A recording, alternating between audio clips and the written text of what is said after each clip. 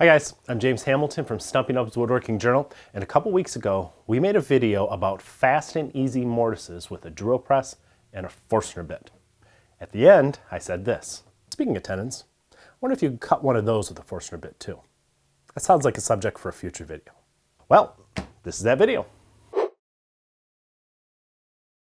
Wait a minute, before you hit the pause button and head to the comments to call me an idiot for even suggesting that you cut a tenon with a Forstner bit when you could do it with a router table or a table saw, let me make the case. I admit that a Forstner bit isn't the most efficient way to cut a tenon. It's actually not very efficient at all. But if you only have one or two to do, and you already have your Forstner bit out because you cut your mortises with it, why not try it? And even if you don't do it, it's fun to see what's possible. And this video will also give you a few tips about Forstner bits themselves that will serve you in other applications. So let's get started. The first step is to lay out your tenon. I use a combination square to measure the depth of my mortise, and then I subtract just a little bit for glue space in the bottom. And then I use that to mark the length of the tenon on my new workpiece. No matter how I plan on cutting a tenon, whether I do it this way with a Forstner bit or I use a table saw or a router table, I always like to score the lines with a knife. This is going to eliminate cross-grain tear out. And in the case of Forstner bit tenons, it's going to make the cleanup later a little bit easier, as you'll see. I mark the thickness of my tenon by aligning it with the mortise. I'm going to mark on just the edge at first. These marks are just guides. We'll fine-tune this fit later. Now, time to choose a Forstner bit. I've used fish bits for years. They're the best on the market, hands down. And I found that you can do a lot more if you have high-quality, well-designed bits that stay sharp and travel straight without drifting in the wood.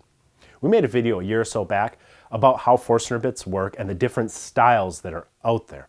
You should check it out. You really will learn a lot about the rim designs of different bits and what works best for which tasks. It's an essential tool and it'll make you look at it differently. I'll put a link to that video in the notes below this one. Just click show more if you're on YouTube. Now I like to use a larger bit for this task. That will mean a little more cleanup or along the shoulder line of the tenon later, but it will mean less work at the drill press. I use my lines on the edge of the workpiece to set my drill press depth stop. It's better to make my tenon a little too thick than to bore too deeply and end up with a tenon that's thin and fits loosely in the mortise. So you may want to hold up just a little shy of these pencil lines at first. You can always go back and remove more wood later. It's really tough to put that wood back on. I set my Forstner bit so the rim will cut right on my shoulder line. Then I use my drill press table's fence as a reference so I don't have to align each successive hole by eye. You could also clamp a scrap of wood on top of your drill press table if you don't have a fence. It's really important to do something like this because it will ensure that you get a straight shoulder line that's even on all four sides of the finished tenon. The first cut is made with the bit's point about 1/8 of an inch from the edge of the workpiece. I want to bury that point in the wood as close as I can get to the edge without it busting out as I cut down into it. These wavy rim bits are much better for cuts like this than the sawtooth bits are because they won't drift out of the cut as easily. The next cut is made on the other edge. Now this one's a little bit more tricky because the direction the bit's spinning will make it want to walk off the workpiece on this right side. So hold your workpiece firmly. You may chip off the edge of your tenon over here, again, because of the direction the Forstner bit is spinning. That's okay, we're going to trim that off later. Now you can remove the rest of the waste in the middle. Just make sure that with each hole that you bore, the point of the bit is buried in the wood. And as long as you have a good bit, you should have no problem boring overlapping holes like this. That little bit of waste that remains is just enough to sink that point right in its center and cut away the final bit. Once this face is done, flip the workpiece and do the other side. After the second side is done, check the fit in your mortise. If your tenon is way too thick, then you can adjust the depth stop so you can bore a little bit deeper and use those same little pilot holes that are in your tenon to bore in the exact same spots, removing a little bit more material. But if you only have a little bit to remove to get it to the right thickness, I say just wait and we'll tune it with sandpaper later at the bench. I did get some tear out on the right edges of both faces, but this is easily cleaned up when I do the edges. which I mark from the mortise, and then I cut in the same way with the same Forstner bit.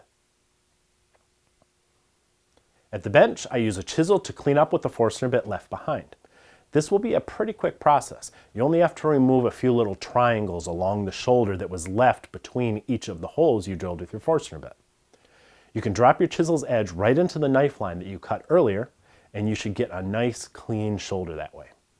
I made my tenon a little bit fat, and I can use the chisel to pare away the excess thickness, a little bit from each cheek to fine tune the fit, but I find that a sanding block works just as well if it's coarse enough. You can use any block of wood with 60 grit or so paper, but I have these carbide sanding blocks that I like for jobs like this. I'll link to these in the notes too. They're great because they last a really long time, but I also like that the sides are bare and square to the abrasive face. Remember how we used the fence at the drill press to make sure our shoulder lines were all even all the way around the tenon? Well, if I'm using a sanding block that's wrapped in a piece of paper, I have to be careful I don't abrade that shoulder while I'm sanding my cheek. If I do, I'll end up with uneven shoulders and gaps in my assembled joint. With this sanding block though, I can put the bare wood face against the tenon shoulder and I'm only abrading the cheek that way. If I did want to clean up a shoulder a little bit, then the block's square side works just like a shoulder plane. It will keep the shoulder square to the tenon's cheek as I fine tune it. This makes quick work of the tuning, and in the end, I have a nice snug fit inside my mortise. So there you have it. You can not only cut a mortise with a Forstner bit, but you can also cut the mating tenon. Now, this may not be the fastest and most efficient method, probably isn't going to be your method of choice, but it requires no special jigs, no special setup, and if you tell your woodworking buddies you can cut a tenon at the drill press, I bet they won't believe it till they see it. For more great tips, tricks, and tutorials designed to make you a better woodworker, check out Stumpy Nubs Woodworking Journal. You can read and subscribe for free at stumpynubs.com.